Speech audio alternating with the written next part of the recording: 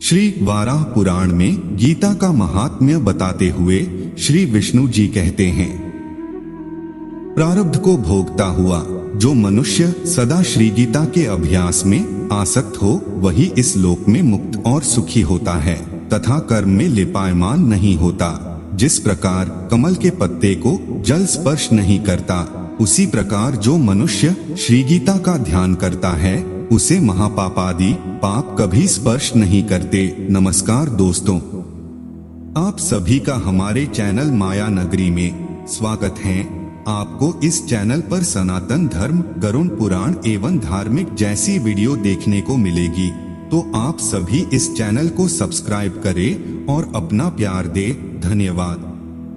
जहाँ श्री गीता की पुस्तक होती है और जहाँ श्री गीता का पाठ होता है, वहाँ प्रयाग आदि सर्व तीर्थ निवास करते हैं। जहाँ श्री गीता प्रवर्तमान है वहाँ सभी देवों, ऋषियों, योगियों, नागों और गोपाल बाल श्री कृष्ण भी नारद, ध्रुव आदि सभी पार्षदों सहित जल्दी ही सहायक होते हैं। जहाँ श्री गीता का विचार, पठन, पाठन तथा श्रवण होता है वहाँ मैं श्री विष्णु भगवान अवश्य निवास करता हूँ।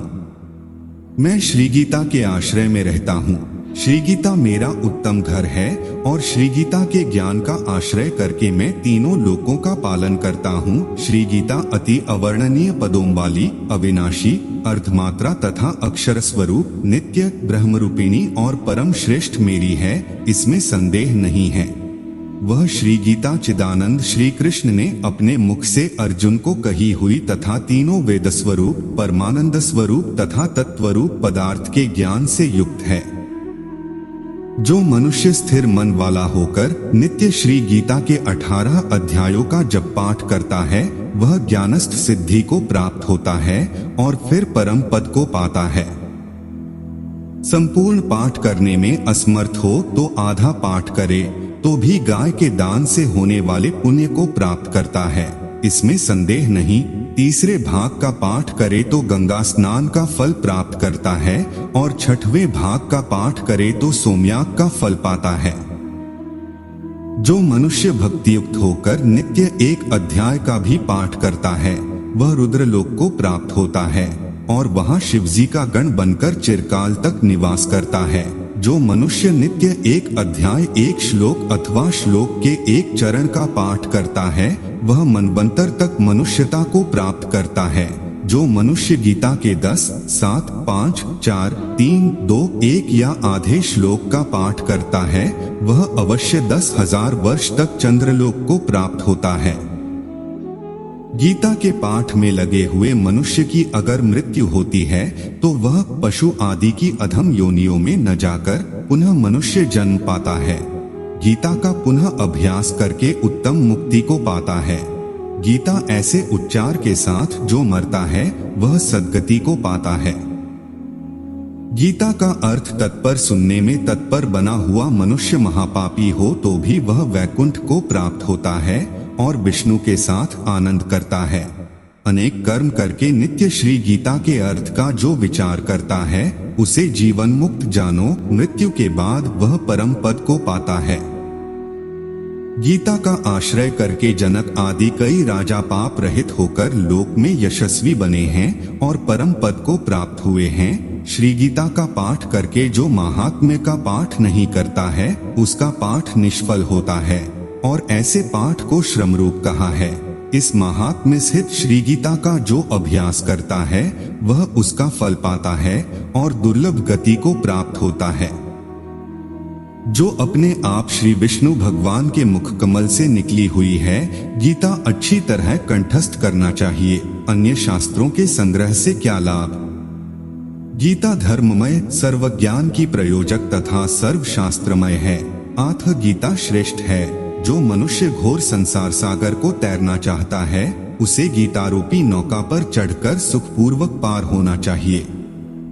जो पुरुष इस पवित्र गीता शास्त्र को सावधान होकर पढ़ता है वह भय, शोक आदि से रहित होकर श्री विष्णु पद को प्राप्त होता है। जिसने सदैव अभ्यास योग से गीता का ज्ञान सुना नहीं है फिर भी जो मोक्ष की इच्छा करता है वह मूढ़ात्मा, बालक की तरह हंसी का पात्र होता है। जो रात दिन गीता शास्त्र पढ़ते हैं अथवा इसका पाठ करते हैं या सुनते हैं, उन्हें मनुष्य नहीं अपितु निःसंदेह देव ही जाने। हर रोज जल से किया हुआ स्नान मनुष्यों का मैल दूर करता है, किंतु गीता रूपी जल में एक बार किया हुआ स्नान भी संसार रूपी मैल का नाश करता है। जो मनुष्य स्वयं गीता शास्त्र का पठन पाठन नहीं जानता है, जिसने अन्य लोगों से वह नहीं सुना है, स्वयं को उसका ज्ञान नहीं है, जिसको उस पर श्रद्धा नहीं है, भावना भी नहीं है, वह मनुष्य लोक में भटकते हुए शूकर जैसा ही है। उससे अधिक नीच दूसरा कोई मनुष्य नहीं है, क्योंकि वह गीता को नहीं जानता है। जो गीता के अर्थ का पठन नहीं करता, उसके ज्ञान को, आचार को, व्रत को, चेष्टा को, तप को और यश को धिक्कार है। उससे अधम और कोई मनुष्य नहीं है। जो ज्ञान गीता में नहीं गाया गया है, वह वेद और वेदांत में निंदित होने के कारण उसे निष्फल, धर्मरहित और आसुरी जाने। जो मनुष्य रात दिन सोते, चलते, बोलते और खड़े रहते हुए गीता का यथार्थतः सतत अध्ययन करता है, वह सनातन मोक्ष को प्राप्त होता है। योगियों के स्थान में, सिद्धों के स्थान में, श्रेष्ठ पुरुषों के आगे, संत सभा में, यज्ञ स्थान में और विष्णु भक्तों के आगे गीता का पाठ करने वाला मनुष्य परम गति को प्राप्त होता है। जो गीता का पाठ और श्रवण हर रोज करता है, उसने दक्षिणा के साथ अश्वमेध आदि यज्ञ किए ऐसा माना जाता है। जिसने भक्ति भाव से एकाग्र चित्त से गीता का अध्ययन किया है, उसने सर्व वेदों, शास्त्रों तथा पुराणों का अभ्यास किया है ऐसा माना जाता है। जो मनुष्य स्वयं गीता का अर्थ सुनता है, गाता है और परोपकार हेतु सुनाता है, वह परम पद को प्राप्त होता है। जिस घर में गीता का पूजन होता है, वहाँ आध्यात्मिक, आधिदैविक और आधिभौतिक तीन ताप से उत्पन्न होने वाली पीड़ा तथा व्याधियों का भय नहीं आता है। उसको शाप या पाप नहीं लगता, जरा भी दुर्गति नहीं होती और 6 शत्रु काम, क्रोध, लोभ, मोह, मद और मत्सर देह में पीड़ा नहीं करते। वहाँ आध्यात्मिक, आधिदैविक और आधिभौतिक तीन ताप से उत्पन्न होने वाली पीड़ा तथा व्याधियों का भय नहीं आता है। उसको शाप या पाप नहीं लगता, जरा भी दुर्गति नहीं होती और 6 शत्रु काम, क्रोध, लोभ, मोह, मद और मत्सर देह में पीड़ा नहीं करते।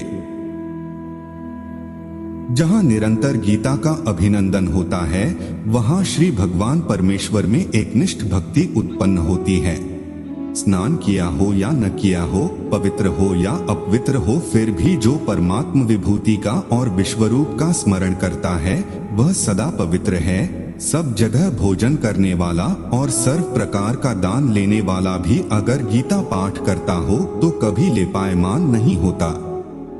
जिसका चित्त सदा गीता में ही रमण करता है, वह संपूर्ण अग्निहोत्री, सदा जप करने वाला, क्रियावान तथा पंडित है। वह दर्शन करने योग्य, धनवान, योगी, ज्ञानी, याज्ञिक, ध्यानी तथा सर्व वेद के अर्थ को जानने वाला है। जहाँ गीता की पुस्तक का नित्य पाठ होता रहता है, वहाँ पृथ्वी पर के प्रयाग आदि सर्व तीर्थ निवास करते हैं। उस घर में और देहरूपी देश में सभी देवों, ऋषियों, योगियों और सर्पों का सदा निवास होता है। गीता, गंगा, गायत्री, सीता, सत्या, सरस्वती, ब्रह्म विद्या, ब्रह्मवल्ली, त्रिसंध्या, मुक्तगेहिनी, अर्धमात्रा, चिदानंदा, भवघ्नी, भयनाशिनी, वेदत्रयी, परा, अनंता और तत्वार्थ ज्ञान मंजरी, तत्वरूपी अर्थ के ज्ञान का भंडार। इस प्रकार गीता के 18 नामों का स्थिर मन से जो मनुष्य नित्य जप करता है, वह शीघ्र ज्ञान सिद्धि और अंत में परम पद को प्राप्त होता है। मनुष्य जो जो कर्म करे, उसमें अगर गीता पाठ चालू रखता है, तो वह सब कर्म निर्दोषता से संपूर्ण करके उसका फल प्राप्त करता है। जो मनुष्य श्राद्ध में पितरों को लक्ष्य करके गीता का पाठ करता है, उसके पितृ संतुष्ट होते हैं और नरक से सद्गति पाते हैं। गीता पाठ से प्रसन्न बने हुए तथा श्राद्ध से तृप्त किए हुए पितृगण पुत्र को आशीर्वाद देने के लिए तत्पर होकर पितृलोक में जाते हैं। जो मनुष्य गीता को लिखकर गले में, हाथ में या मस्तक पर धारण करता है, उसके सर्व विघ्न रूप दारुण उपद्रवों का नाश होता है। भरतखंड में 4 वर्णों में मनुष्य देह प्राप्त करके भी जो अमृत स्वरूप गीता नहीं पढ़ता है या नहीं सुनता है, वह हाथ में आया हुआ अमृत छोड़कर कष्ट से विष खाता है। किंतु जो मनुष्य गीता सुनता है, पढ़ता, तो वह इस लोक में गीता रूपी अमृत का पान करके मोक्ष प्राप्त कर सुखी होता है। संसार के दुखों से पीड़ित जिन मनुष्यों ने गीता का ज्ञान सुना है, उन्होंने अमृत प्राप्त किया है और वे श्री हरि के धाम को प्राप्त हो चुके हैं। इस लोक में जनकादि की तरह कई राजा गीता का आश्रय लेकर पाप रहित होकर परम पद को प्राप्त हुए हैं। गीता में उच्च और नीच मनुष्य विषयक भेद ही नहीं है, क्योंकि गीता ब्रह्म स्वरूप है, अतः उसका ज्ञान सबके लिए समान है। गीता के अर्थ को परम आदर से सुनकर जो आनंदवान नहीं होता, वह मनुष्य प्रमाद के कारण इस लोक में फल नहीं प्राप्त करता है, किंतु व्यर्थ श्रम ही प्राप्त करता है। गीता का पाठ करे जो महात्म्य का पाठ नहीं करता है, उसके पाठ का फल व्यर्थ होता है और पाठ केवल श्रमरूप ही रह जाता है। इस महात्म्य के साथ जो गीता पाठ करता है तथा जो श्रद्धा से सुनता है, वह दुर्लभ गति को प्राप्त होता है। गीता का सनातन महात्म्य मैंने कहा है। गीता पाठ के अंत में जो इसका पाठ करता है, वह उपर्युक्त फल को प्राप्त होता है। इति श्री वराह पुराणे श्रीमद् गीता महात्म्य संपूर्णम्।